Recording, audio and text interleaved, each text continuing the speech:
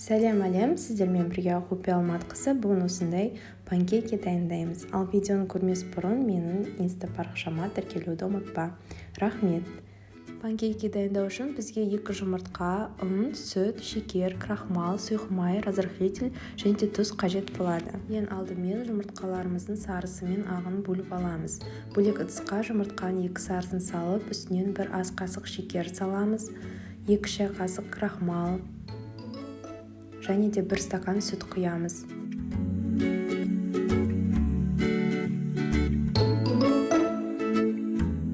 Үстіне 1 стакан ұн немесе 160 грамм ұн саламыз. 1 щепотка тұз, жарты шай қасық разрыхлитель және де 1 ас қасық сұйық май қосып араластырамыз.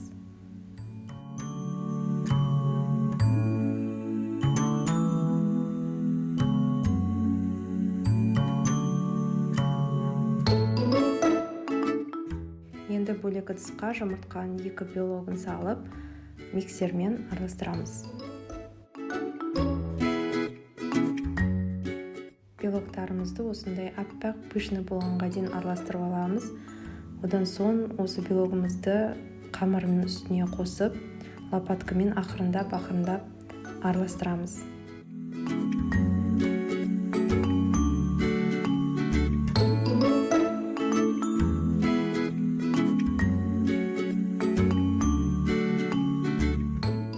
Қамырға по желанию ванилин қоссаңыздар болады, және де тәттілеу панкейки жақсы көрсеңіз, шекерін көбірек қоссаңыз болады.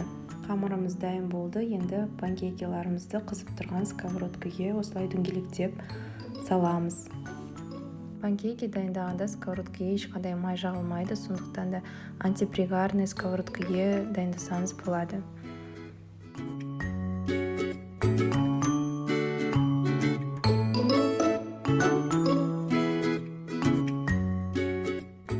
Панкейкидің беттерінде пузыри пайда болғаннан кейін ақырындап екінші жағына аударамыз.